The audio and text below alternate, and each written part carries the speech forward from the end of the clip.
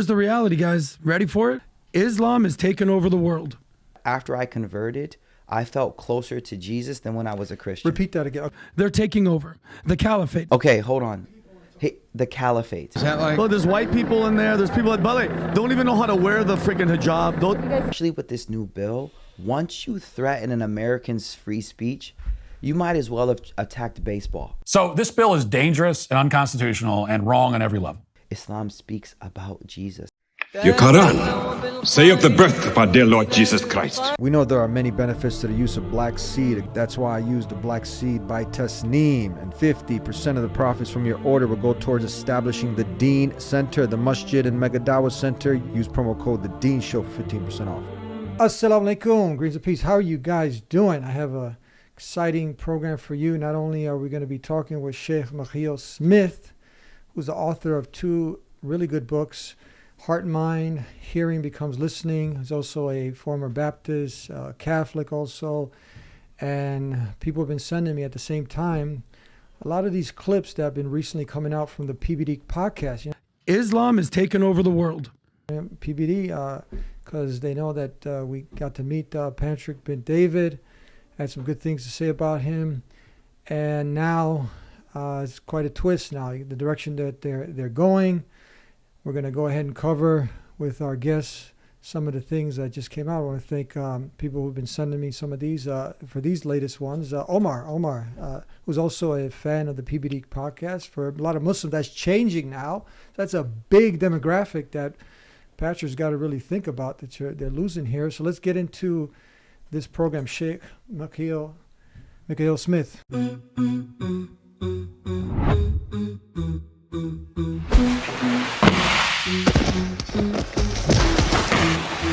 Let me introduce you to my faith. We have one God, his name's Allah. And his final messenger's Muhammad, peace be upon him. This is our religion, Islam. This is the Deen Show. I love you very much. I love all the work that you're doing. When I was ready to talk about it, I would only talk to you. And I was explaining how much respect I have for the faith of Islam. Welcome to the Deen Show. The Deen Show. Assalamu alaikum. Walaikum salam. How you doing? I'm doing good. It's good to be here. Good to be here with you. Good to have you with us. Seeing all the good work you're doing online, amazing. May Allah put barakah and bless it, inshallah. Ameen, alhamdulillah. Let's get right into this clip. How's that? Yeah, let's look at it. Let's take a look at it. Let's not waste any time. Get straight into this and get some of your feedback because you're an American. Yeah, definitely. You're also you're a former Baptist. Yeah. Catholic. Yeah. So you have a mix of both here. Yeah.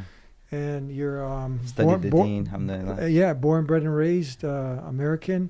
And at the same time, you were so in love, intrigued by Islam, you became now somebody who's a teacher of Islam, right? An academic in Islam. Yep. Been teaching Islamic law, tafsir, breakdown of the Sunnah, breakdowns of the exegesis of the Quran for a long time now. And so, I accepted Islam over 20 years ago and right away just went into deep study of it. And so, let's take a look at it. So I want to just, because some people sometimes they can't get past certain things because now it's like, okay, it's different from our culture. But let's say if we were sitting with a priest, the priest would have all black and he'd have a white, what is that called?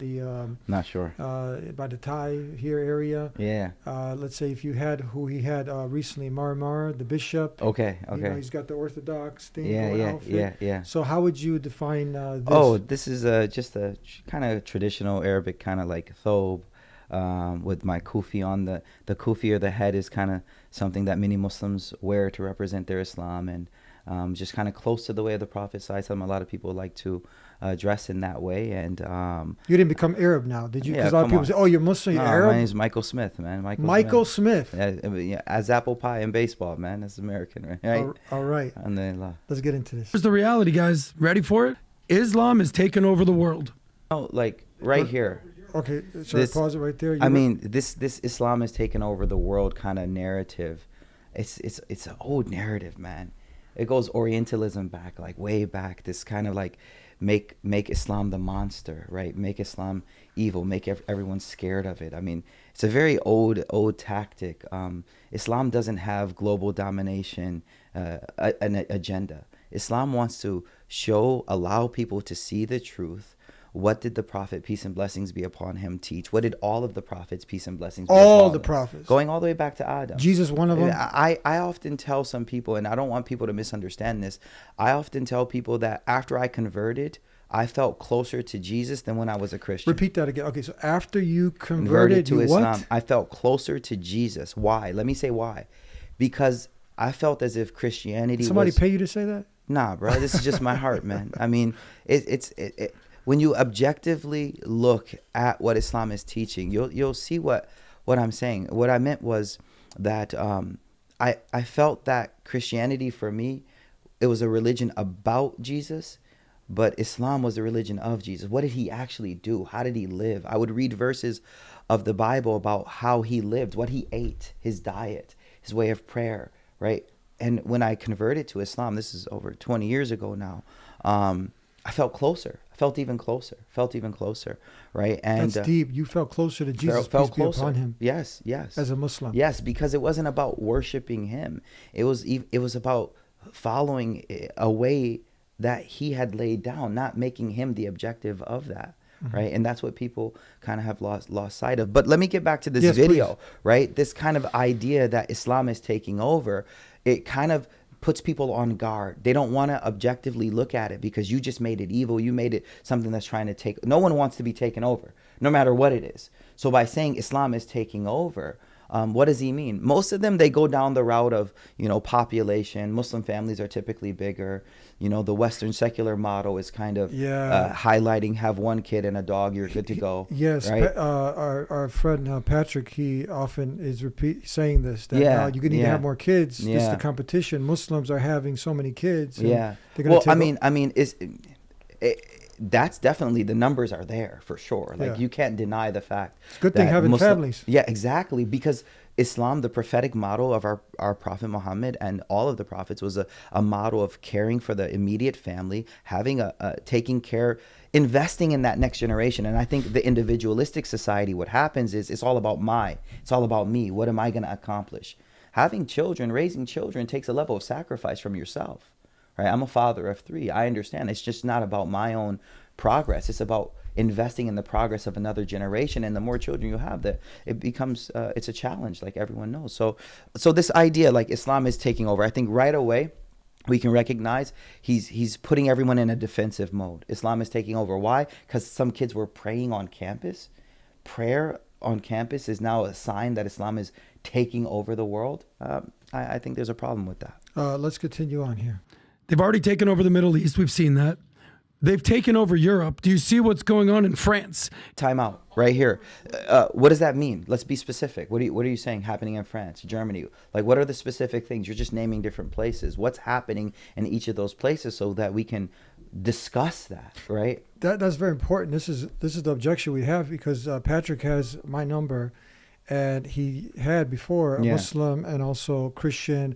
Why don't he be fair and object? Come, let's give some opportunity to go ahead and debate these things. Yeah, and have perspective. Some pushback, Yes, definitely. So go ahead, finish what you were saying. Yeah, no, I'm just saying it's abstract. He's not giving us, he's saying this is happening everywhere. What do you mean it's happening everywhere, right? If we look at some of the European countries that were most heavily engaged in colonialism in the early, and the height of colonialism, now they're having a problem that the places that they colonized are coming back to their own homeland. You were the first ones colonizing places. You were the first spreading your empires across the world, right?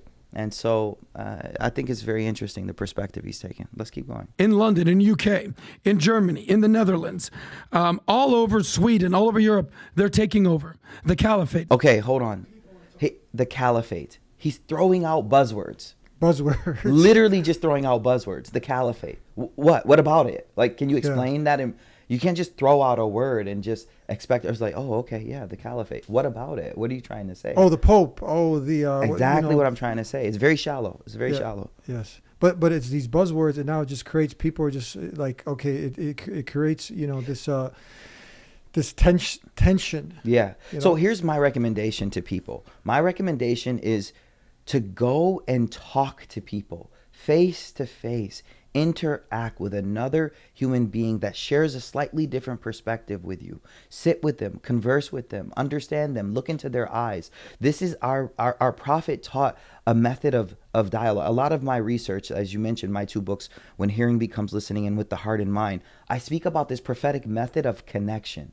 Regardless of who he was dealing with, the Prophet Muhammad, peace and blessings be upon him, he wanted an intimate connection with people.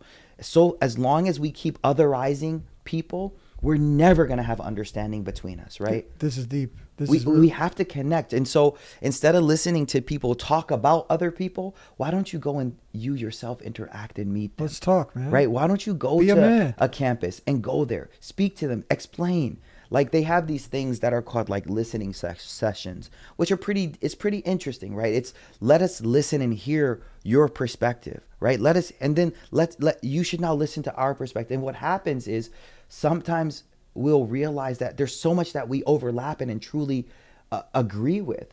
And there may be enlightenment that happens on both sides. Yeah. So you throw out, if you can go ahead, I mean, and always, you throw out Caliphate, for example. Yeah. What, like you said, unpackage that. What does that mean? You can think what the perception they're trying to create, again, this tension, this negative. World dominance. But hold on. If you have Caliphate, Khalifa, if you had at a time in Jerusalem when the Muslims were under Khalifa, right? Yeah. What happened? Didn't Umar radiallahu anh, this is what, the third caliph, right? Yeah. He actually repopulated Jerusalem with Jews. Amazing. If Muslims hate Jews, he literally brought them back after people who follow the other 2 co-hosts, with all due respect, they're Christian. It was the Christians that kicked out the Jews and said, no, this is a no-go zone. You cannot come here. They say the similar thing with Spain, right? The similar thing, that it was Muslims that were helping the Jews of Andalus at the time. Under the Caliph. But again, when you're just throwing out a buzzword, you're just throwing it, you're lobbing it up there in the air and hoping people take the most negative meaning without any depth of true understanding. Yeah, that's not being... it's not fair. It's not academically fair. Absolutely not. And and I'm going to say it again. It's shallow. We're not going deep here. It's disingenuous. Yeah. Yes. Talking about, I have much love to the moderates. Let's stop here. He has much love for the moderate. You stop it. The moderate is interesting because I'm okay with you if you fit my definition of what Islam is. So you technically now, he's like, where are the moderates? Like, so you are moderate, you moderate to who? What? Moderate to who? So what does that mean? That means I don't pray 5 times a day. Yeah. That means I don't care about my brothers and sisters in Palestine who a genocide is happening. What is moderate to you? Again, it's a word that doesn't have depth to it because it's not defined. Yeah. Right? And so we're the moderates. Whoever we put up, he'll point and be like, oh, he's not moderate. Right? And so wait, what does that even mean, moderate? What are we talking about? What does that mean? Are there specific issues that there's an extreme stance on? For sure. Are there issues that there can be a lenient stance on them in the community? Yes. But what are those issues? And what do you mean by where are the moderates at? Right? Do you mean, what does that mean? Someone not practicing, is that moderate to you? So right? That would be, if you were there right now, these are the questions you'd ask. And then now you can go ahead and develop some kind of understanding. You can get educated, you can push back, you can go back and forth and go ahead. And I always say, we're an open book. Yeah. Talk to us. Exactly. Don't talk about us. Exactly. Talk to us.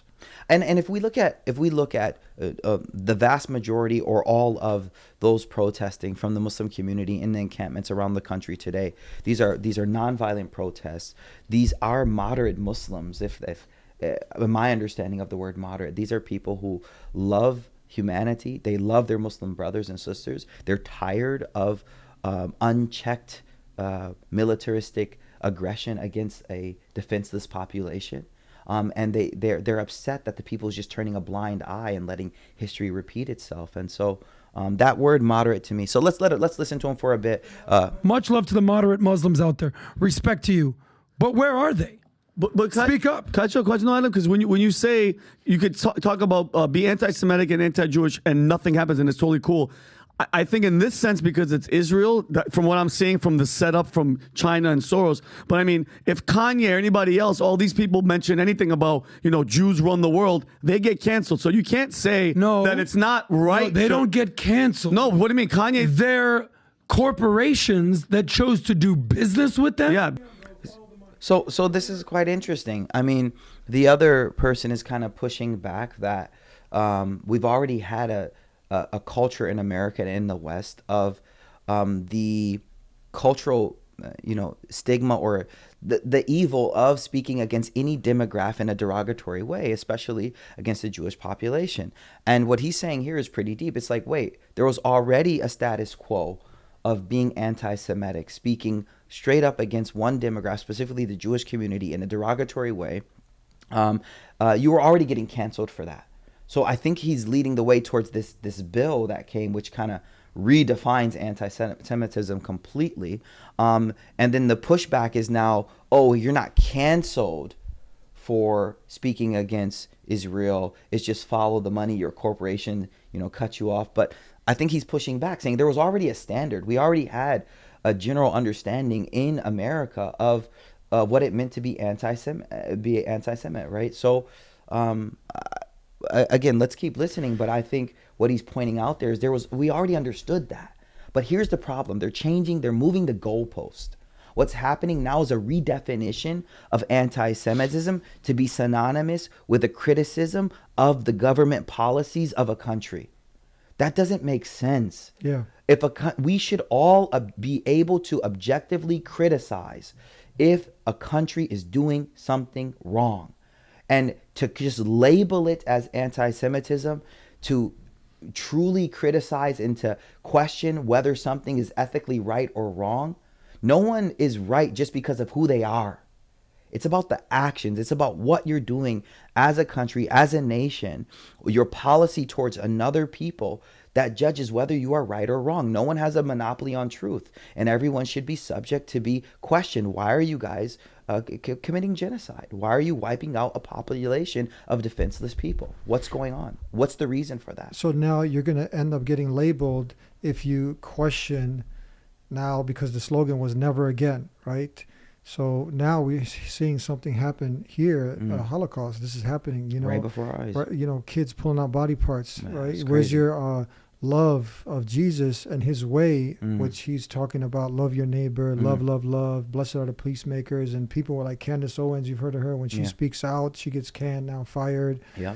So other Christians also start to, see that this is not the teachings of love. Exactly. And, when you have Carl Tuckerson coming on, and he brings on the Palestinian Christian out there. Yep. Did you see that? Yeah. And they're calling this out. See, I think we're seeing the awakening, though, especially with this new bill. Once you threaten an American's free speech, you might as well have attacked baseball. So this bill is dangerous and unconstitutional and wrong on every level. Right? Like, you cannot go after free speech in America, right? And people are seeing it for what it is. People are now questioning that were not questioning before. There were many of us that already understood this, right? But people are questioning now how much the political contributions are contributing to these politicians formulating their opinions. They're not principled. They're just following the money. You have Matt Walsh from What is a Woman? You've heard him. He's also from the Israeli Wire or Daily Wire. Declaring aspects of the Bible hate speech. Of course. Yeah. So he was also coming out. He was on the same network or media with Candace Owens, part of the Ben Shapiro squad. And so he's coming out. He's someone who's a strong advocate, like many conservative Christian, just many Americans, like you said, this is like baseball, right? So free speech, but it's eroding now. Yeah, because of lobbying, and because of what certain people's state interest, that you cannot even criticize a foreign country. In a way that I honestly feel like some ways that the bill does more harm to the people they're trying to protect than good, because the average American, when they look at the threatening of free speech, is now following that chain back, like, whoa, what just happened? How did a foreign country's lobby have so much power in our Congress, right? And it could have a negative impact for what they're actually trying to do, right? Just how the average American, conservative Americans, and even from across the aisle are like, wait, how is another country having so much impact on the policies that we're implementing here? And then to see, let's get to the root of the matter here, because now the narrative is that, okay, if certain people, Palestinians or other Muslims, had their way, we're trying to protect ourselves from them. But now you, in studying, so you went from being a Baptist Christian, Catholic, And obviously, you put it on the line. I mean, your family, you got to go against the odds, a lot of challenges. Yeah, but the truth, I mean, you wanted obviously the truth and the belief in one and only one God, being morally upright. The Quran, it's a preserved book. Anyone who comes at it with a sincere heart will see this is from the creator of the heavens and earth. It's a continuation of the message of Jesus. The continuation of the message of Jesus and Moses and Abraham. All the way back. Same way of life. Now you are convinced, and now you've been studying Islam for 20 years. Yeah. In that studying of 20 years, is Islam teaching you to hate Jews? Not at all. Come on. Not at all. You just say, come on. No, I mean, like it's a joke, man. That's what people don't realize. Like it's almost laughable when people who have actually spent time around Muslims, let alone someone who's had the privilege and honor of studying deeply Islamic law and Islamic scripture. And for the last 15 years of my life, I've been a teacher of these things. So for me, as you said, it's almost laughable. And I don't mean to patronize anyone or laugh, but this idea that there is any type of hate for Jews or hate for Christians in Islam is quite interesting, because the Quran speaks so much about this term, the people of the book, right? In a way that they're so close to Islam, right? Having the tradition of other prophets. Of course, we believe in the finality of the prophethood of Muhammad, peace and blessings be upon him. We believe that his message abrogates the previous messages, but continues in the theme of monotheism and devotion to God.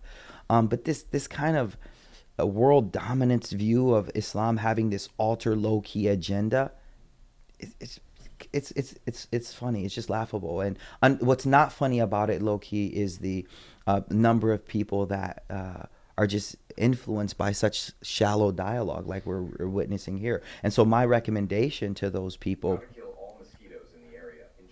Go ahead. Yeah, my recommendation to such people is what I said earlier. I think if they truly had dialogue with the Muslims around them, and there are Muslims around them, if they truly had dialogue with Muslims around them and not been spoon-fed from these clickbaity things, then they'd realize, like, wait, that guy I know, Ahmed, down the street, my dentist or my doctor, or, the guy in the Uber who's driving me, like, that's the true representation often of what Islam is. Not this right here. It's such a strange relationship, because you have our friend Patrick. He's got his two co-hosts, three I believe are Christian. So you're sitting next to someone, if he's following his religion also, and this is with no disrespect. I mean, these are just facts. Just look it up. Yeah. I mean, you have here, us as Muslims, we say Jesus, peace be upon him. We actually love Jesus. This is the ironic thing. What you're saying is so deep. Go ahead. But then you got over here this person who's bashing Islam, but he's got to do taqiyya that they accuse Muslims of. There's no such thing. This is a Shia concept of a certain branch of Shias. So we're people who are taught to be honest, upright. Yeah. Hold to a strict moral code.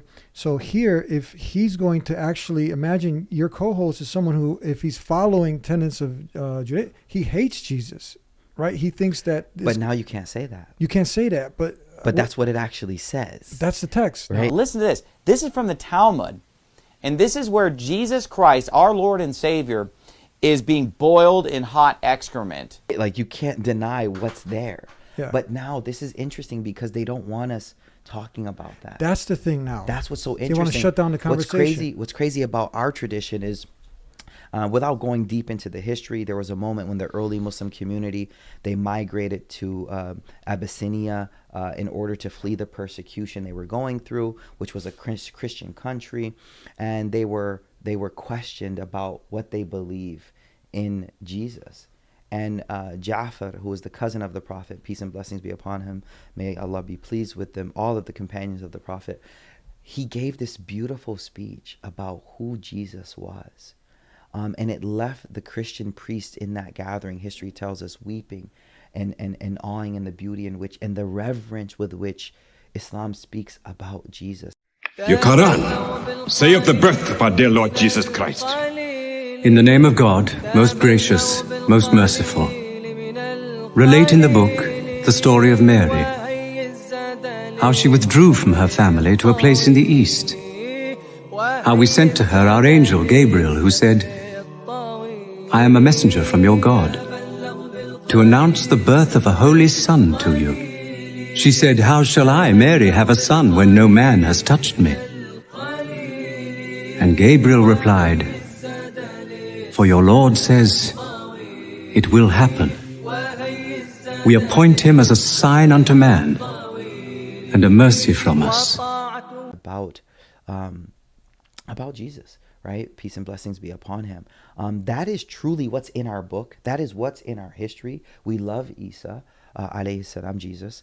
But again, what you're saying is so important, and people are sleeping on this, that what does the scriptures of other, the Talmud and different things, what does it actually say about who Jesus was? Listen to this. This is from the Talmud. And this is where Jesus Christ, our Lord and Savior, is being boiled in hot excrement as a punishment for mocking the words of the rabbis. It's not really nice. We're actually saying his name correctly. What do you have? J-E-S-U-S. If you take the J, because in the Semitic languages you didn't have that J in front of the E, right? That wasn't even his name. Yeah, Isa. So you would have, take the J off. You have Isus. How would you pronounce it without the J?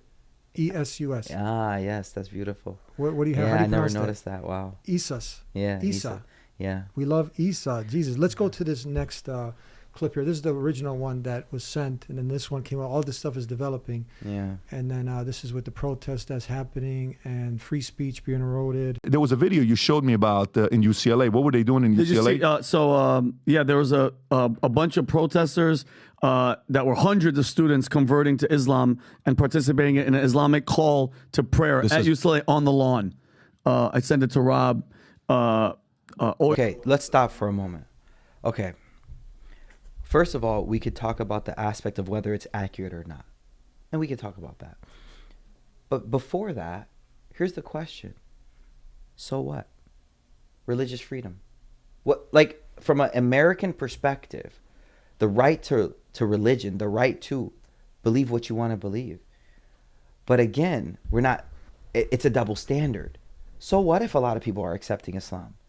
That's part of what it means to be American. We were founded on religious freedom, right? But how it's demonized. See that? How it's demonized. But here's the other thing. I assure you that's not probably what happened. What happened is a lot of people interfaith, they see Muslims praying, people participate. Oh, I'll pray with the Muslims, right? Did they all convert? I mean, what's the reality of that? But again, just number one, making it like, oh, hundreds of people are converting, we're taking over. Again, what's the narrative? Take over. Put everyone in defense. Fear. Defense. That's it. What does that lead to? Violence. Now, but second of all, so the first thing is, so what? Second of all, that's probably not even what happened. They were defending Muslims who were praying, right? And Muslims were praying Jummah, their Friday prayer. We pray 5 times a day. Of course we're going to pray. Like, that's what a Muslim does. A moderate Muslim prays. Like, that's what we do. We pray. And people sometimes join us. What's the big deal? Like, how come this is noteworthy? That's what I want to know. Why is this noteworthy? Unless you're creating a narrative that the point of all of this is to take over America with Islam again. What is? And I feel like we're back in the early 2000s. I don't know, what's going on. Yeah, with Sharia's coming to get you, the boogeyman. What do we make up? Muslims are like 1%. What is it of America? Yeah, I don't know the numbers exactly, but it's absurd. It's not absurd. even 2. Yeah, but if you just, I like defining words. So if what he said now, and he seemed like a nice guy when I met him also, and if you define the word Islam, if you say, okay, students are converting to.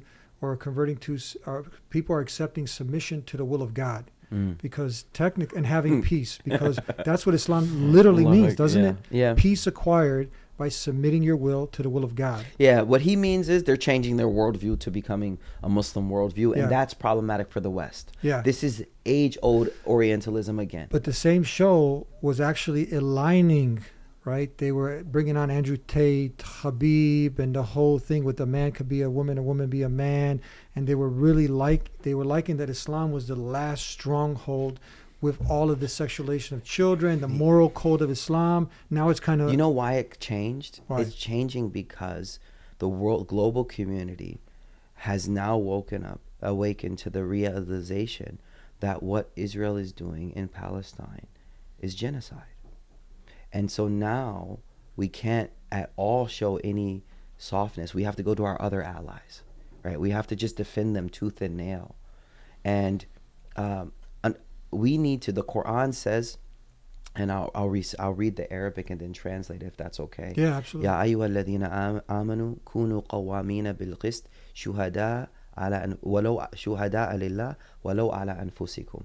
Allah subhanahu wa ta'ala tells us believers, and this is what we should strive to be, that be people who stand up to justice, witnesses for God, even if it be against yourself. And what that means is the truth is the truth, regardless of who does it. They need to be called out for it. What is happening in Philistine right now, Rafah, Gaza, what's happening there is a genocide. These are defenseless people. One of the strongest world's militaries is wiping out a population. Just call it what it is. Sleep good at night.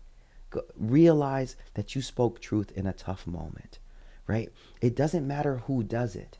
Here's the crazy part.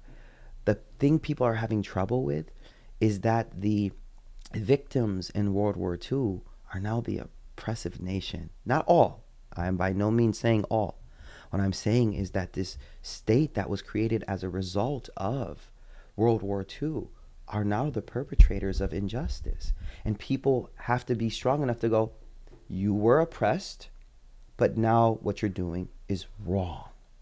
You don't have the standard of truth just to be with you because of who you were. Mm-hmm. By no means, and I don't want to be misquoted, so I'm saying again, by no means am I saying those people who were massacred in World War II. This is an evil that happened. Sure, undoubted evil that happened. By no means am I saying those exact people. Yeah. Of course, right? This is generations later. But wherever oppression happens, whoever is the one doing wrong, the Quran is teaching us, even if you're doing wrong, you're wrong. So even if our friends, awil walidaini wal aqrabin, the Quran and that same verse says, if it be your close brother, if it be your own parents, what we want is to stand next to truth. And right now, the objective eye, if they truly look, let me give an example. They were looking into different potential war crimes that are happening in Palestine, and White House representatives were being asked by reporters, hey, we need someone to look into this. Who's looking into it? And the White House, press reporter was saying, yeah, we're asking Israel to give us more details. And the reporters are dumbstruck. They're saying, you're asking the accused to investigate themselves? And they just kept repeating the same thing. There's just, the double speak is so clear now. So for the people that missed this is just like the person who's accused of murder, of rape or whatnot, and then the prosecutor says, let him investigate himself and bring us his findings if he's guilty or not. It's absurd. And what I think people are doing, they realize it, but the average American realize it, and then they're just kind of getting on with life. Yeah. Like, oh, okay, yeah. There's this cognitive dissonance that's happening, right? And what these protests are trying to force is that there is no cognitive dissonance. Realize what's happening. Answer the question, like, what is what this nation is doing to this population of defenseless people? Is this right? Are you okay with this? Are you okay with your tax dollars funding this? When we have so many domestic problems. Yes. So many domestic problems, but billions of dollars due to a loyalty. But our loyalty should be to truth and justice and what's right and wrong. And every pundit is getting caught in double speak. They know it. I don't understand how they look in the mirror when they it's clearly a huge see hypocrisy. And then you have Palestinians who are saying, we got nothing against Jews. If it was my own brother stealing my home, if it was a Muslim stealing my land, I'd be against him also. Yep. Just like any American. Yep. Who came over, or is stealing. Someone came, the migrants or whoever coming from a plane, boat, whatever, from Mexico, this place, that place, started taking over your house. Yeah, you know what I think's happening though on a deeper level.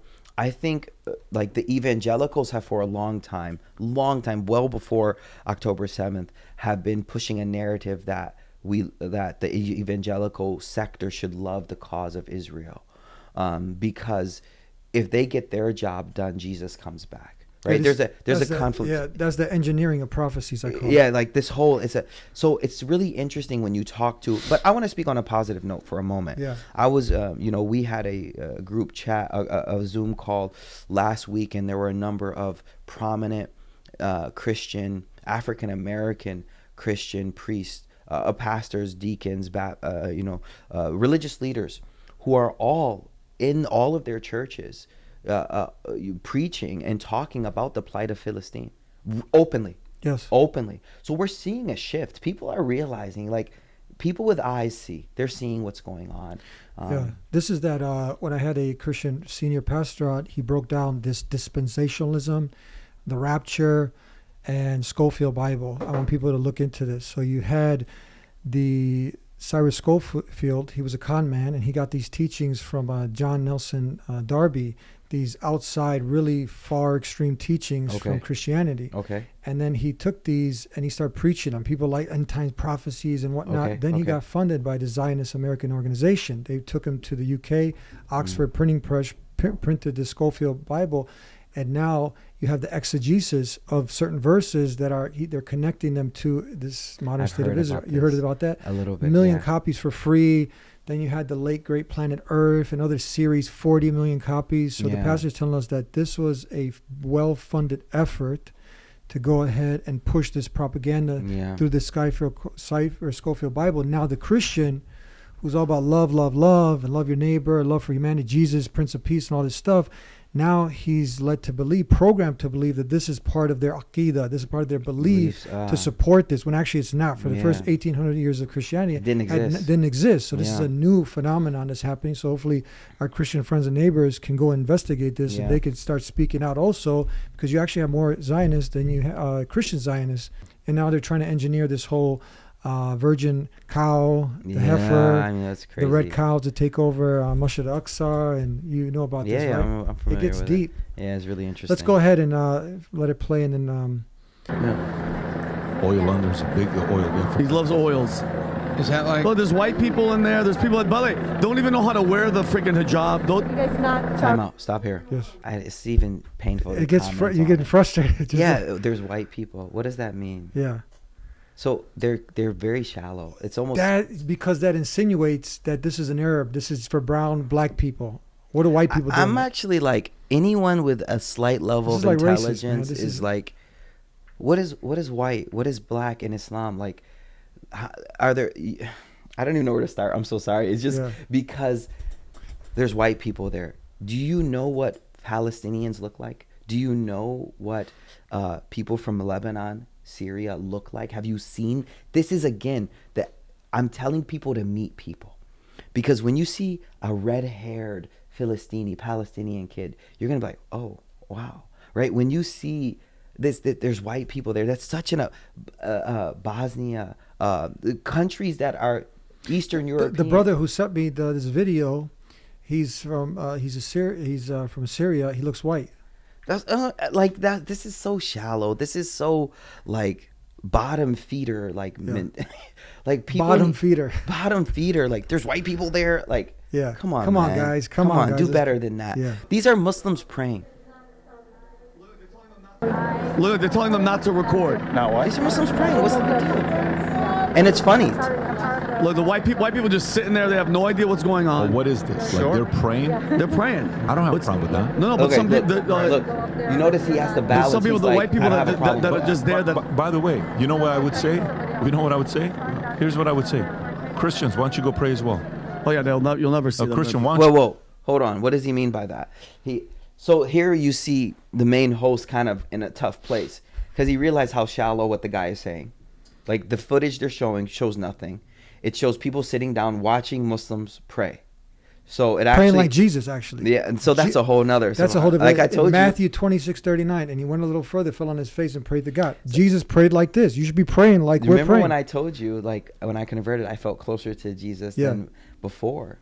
That's what I was talking about. These verses about because how he worshiped, how he washed before he prayed, ablution. Anyway, so that's a whole nother discussion. But again, the one host is trying to make this look so scandalous, and the main host actually realizes, like, we're not seeing anything. We're seeing other non-Muslims sitting watching Muslims pray. How can we make this a big deal? And then now he switches it to, well, why don't you Christians go pray? Let's finish listening to that, because I want to see what he means by go pray. No. Why don't you go on campus and pray? So what? This to me is an element of competition. He switched the goalposts. He switched. What do you mean? Meaning, like, the one guy wasn't talking about that. He was talking about Islam taking over. Yeah. And now the other host, he sees that's a dead end, because it's like there's nothing there. So now he's switching the direction. He goes, well, they're better than you now. Look how they're praying more than you. You should be praying too. Wait, I thought you guys brought the video up to show Islam taking over. Yeah. And now that it's switching a direction to what? Started with the boogeyman coming to get you. Yeah, again. now it's like, oh, they're better than you. You need to pray too. Why are you just sitting there? Okay, is that what we're talking about now? Okay. You're catching these things. They're simply out praying you 5 times to 1. They're out praying you like you wouldn't believe. I don't have a problem with this. Yeah, everything that ever becomes big, that does well, they are better at rituals, they're better at traditions, they're better at those things, whether it's last names, companies, religions, cultures, all of that. When I see something like this, and I say, okay, guess what? Yeah, I don't know where he's going right now. He's just talking. Yeah. Okay. So let's. We're almost out of time. So what do we? What's in summary? Summary. Here's what I'm gonna say to my my fellow countrymen. My message is, go out of your comfort zone and meet other people. Have dialogue with people. Talk to other Muslims. Don't take your understanding of other people through these sources. That's not how you learn who humanity is, who people are. In every city across the country, there are Muslims who can talk to you and explain where these encampments are. There are people there who are giving time of their week sitting in these places because they believe so passionately. Go sit there, talk to them, just understand. Ta'alaw ila kalimatin sawa'in baynana. The Quran speaks about coming together and talking to one another. And I truly believe that if we put our biases aside and we objectively look at the loss of 35 to 40,000 lives, majority of which are women and children, in the ongoing onslaught, I think we can come to a conclusion that these people who are already under decades of oppression and colonialization and apartheid, this is what the reality was, that now it's gone up to a level of genocide. Talk to other people that understand these things, and don't listen to these things because they don't really give you a fair representation of what the other side is saying. And so my message to people is, open your eyes. Look at these bills that are being formulated and trying to be passed. It's only been through the House. I don't think it's gone through the Senate yet. So it still has to be pushed through the Senate and stuff. But realize how much lobbying and money is playing into our country's trajectory, and just wake up. They're fooling you. You've been duped, and we're getting to see this live now. You're going to give up most of your constitutional rights now because of the fear of a boogeyman, Islam, coming to get you. Yeah. So now they're pushing this, and you need, and the show is based on a lot of the principles of the Constitution that they talk about. When they were talking about they were criticizing when people were going out there shutting down the speech of one who's advocating for there to be a washrooms that a man can't go into a woman's washroom, and people are speaking out. They're shutting it down. The Democrats and whatnot. But now you're shutting down free speech when people are just with their humanity on. These are Jews also who are speaking out. You also have that's Christians. Important to talk about. Yeah, Christians are certain Christians who are not brainwashed with this whole Cyrus Schofield theology and whatnot. They're speaking out and they're saying this is wrong. This is we also, if it was innocent Jewish children or Christian children, Islam calls us to stand up against this. We don't have a problem condemning it. Why do you have a problem condemning it? Meaning, why? Yep. I'm 100%. Everything you're saying is exactly spot on. We will condemn this. one thing I know we're going to wrap it up, but one thing I find interesting is one of the things that I read was in that bill was this saying that the Jews killed Jesus, right? Now, there's another example on the list that's gotten some attention. It's that it's anti-Semitic to claim that Jews killed Jesus. That's what the IHRA says. But that is not a claim invented by anti-Semites. That's in the gospel. And I saw a congressman try to, walk it back that, to say all Jews and stuff like that. And what's interesting in this moment is when it comes to Jesus, may the peace and blessings of God be upon him. Muslims deeply love, venerate, respect. I don't know what else to say. We love Jesus. He's in our book. There's so much positive. Of course, we don't believe he's the Son of God, but he's a prophet of God. And now we're talking text now. The Jewish Talmud says very clearly, like, this is factual data.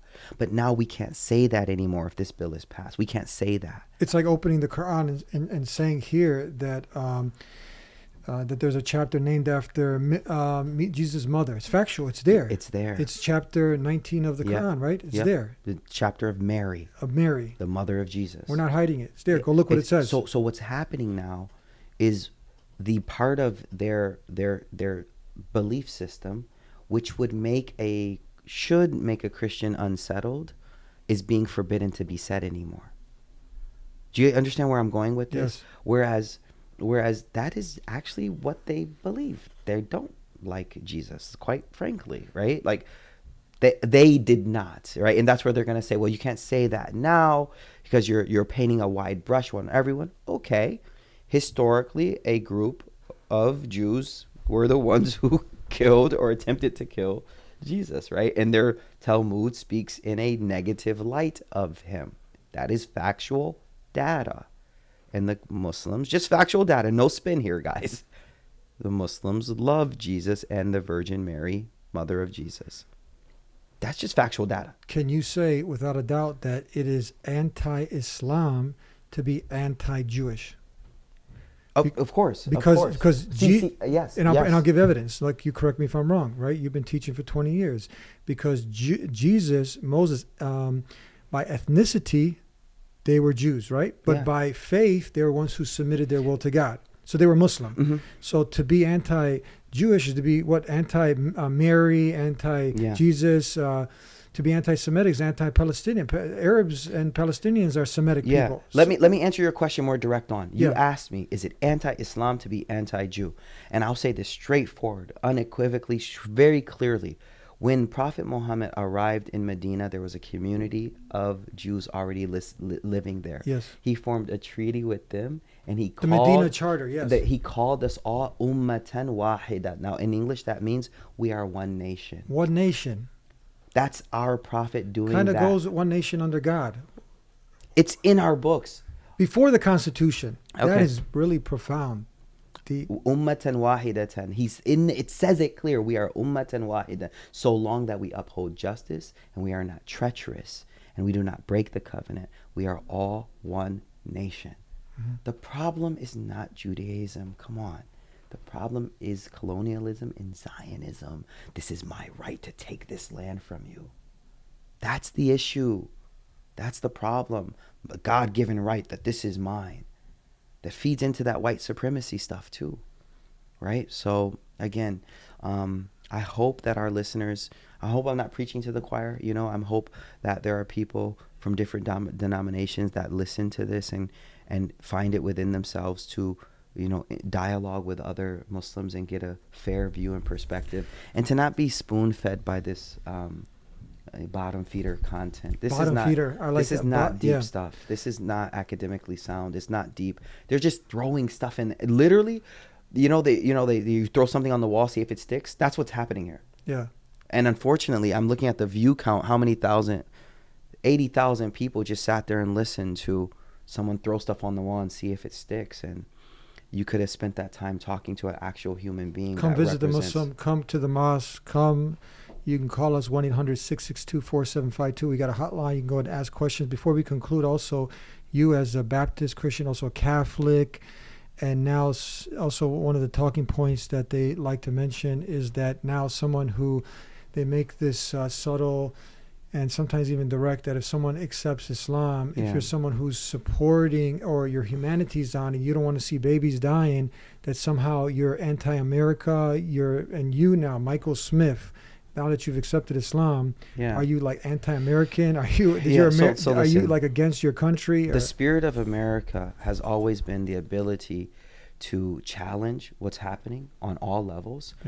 It's not un-American to question laws being passed. It's not un-American to exercise free speech, free religion. That's not un-American. That is what America is about: diversity, about difference, about saying, no, you know what, that's wrong. What's American? Rosa Parks sitting on a bus saying, I'm not moving. That's American, right? Civil rights, that's American. Because our country is supposed to allow that demonstration of, no, they're not going to just stifle that and push it down. So what does it mean to be un-American? If you guys think you have a monopoly on what it means to be American, I just think you haven't got on the ground and walked through the inner cities of Philadelphia and New York and different places and seen the diversity that exists. I think that, yes, we may be against certain aspects of what you think it means to be American, right? But that's not, you don't have a monopoly on what it means to be American, straight up. We want the best. I mean, I love my country, America. You might not agree with certain. I don't agree that now a man should go in a woman's bathroom. I mean, was that American? No, but now we have free speech. Now we're going to, according to the law, within with what's permitted, we're going to go and speak out against certain evils that now people have started to evolve to do, immorality and whatnot. If you go back at a certain point in time in America, you would not see where, like the co-host, sorry, with all due respect, someone who's there's not no low blow or anything, but you see like people, it's a hypocrisy when you see someone, we're pushing family values and you got people who are, pushing out there, promoting OnlyFans girls, right? Promiscuity, all these things. Now, is that American? So when Muslims speak up and say, look, like you remember you watch some of these old films, like where you'd have the father, if the two were coming together, the father's in the back, and marriage was more promoted, right? Yes, definitely. This is Islamic. This was a part of America at one time, right? And I think that's where they agree with us. One more thing, please. You had in Chicago here, you had at one point, you had tickets being issued if you were not properly dressed at the beach.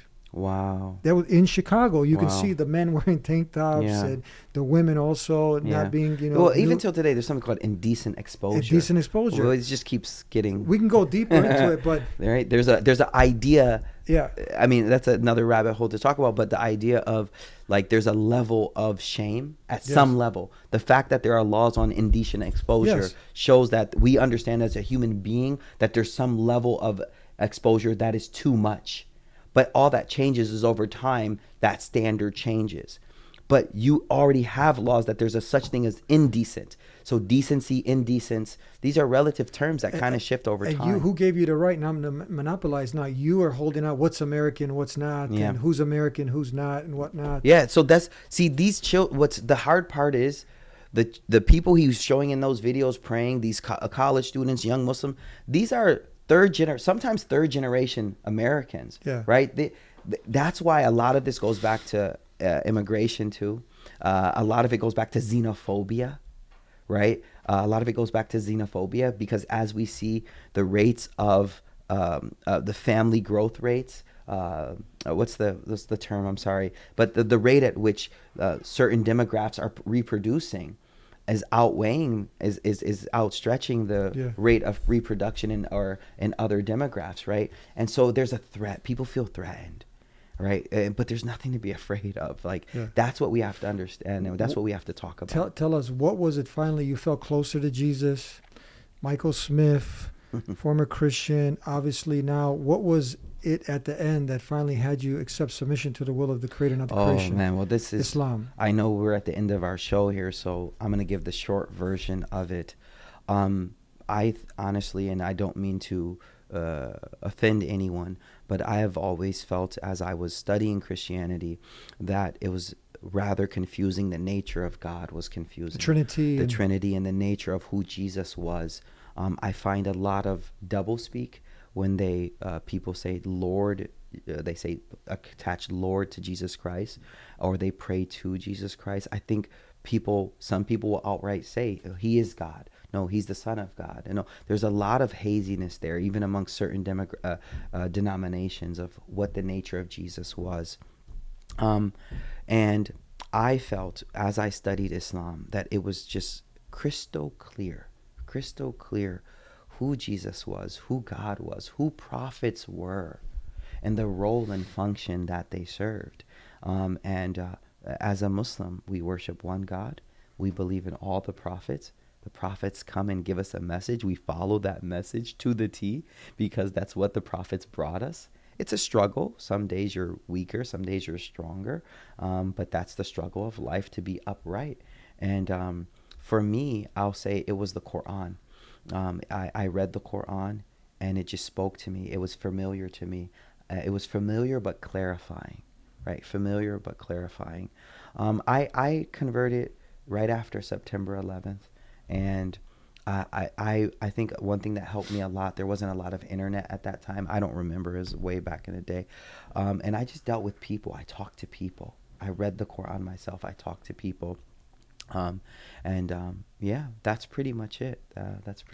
What advice would you have for Patrick bin David? Really, I mean, he had a lot of Muslims are feeling very disrespected. Islam is being disrespected. I mean, if Khabib, hearing some of these things, he's out on, what advice would you have for him so he can be more fair and balanced, and he doesn't end up creating more resentments within the Muslim community? So I don't know him. I haven't really listened to a lot of his stuff, to be honest. I want to say, what me sitting with him, he seemed like a very nice man. To all influencers who have a platform, and yes, I say to them, be upright, be honest, be honest, and don't worry about the money. And I'm not saying he is, but a lot of time there's pressure, because where will my kids get food from, right? And I'm not saying he is. I don't know him, so this is not at all an attack on him. I don't know the man at all. But a lot of times our pocketbooks and the impact financially is what's going to determine who's on shows, who's speaking, what narratives are going. And when you speak truth, it's going to be difficult. Speaking truth. They say when Martin Luther King, before he was assassinated, his popularity rate was so low. Who? Martin Luther King Jr. Martin Luther King? His popularity rate was so low. Despite that. Now we look back and there's a holiday for him. Wow. Right? If you're searching for likes and attention, sometimes... Even Muhammad Ali, same thing. Exactly. So what I'm trying to say is there has to be a moral compass that is focused on God and focused on my responsibility for God, and that one day I'm going to stand before God and be questioned about everything that I said. And sometimes speaking the truth is not going to be advantageous to your sponsors, to this, to that, and the third. But at the end of the day, we're all going to stand before God and be questioned about what we did. Thank you.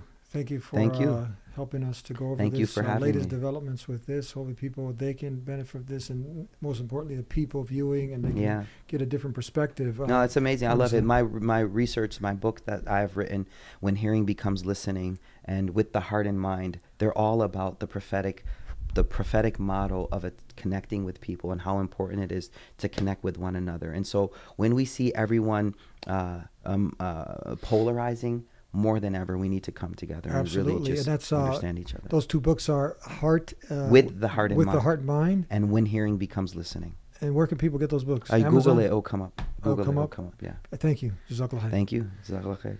And it comes down to having the rectitude, the moral integrity, and we will continue to go ahead and have this dauntless persistence to relaying the truth, to helping people understand the truth, and the truth shall set you free. And if you go ahead and continue to tune in, you're going to get more of the proper perspective. And if you really want to, like our guest here, what did he do? He read the Quran. So people really promote being someone who is sound in their reasoning, reading, learning, growing, have you read the Quran? You're talking about Islam. Why don't you pick up the Quran and actually read it for yourself?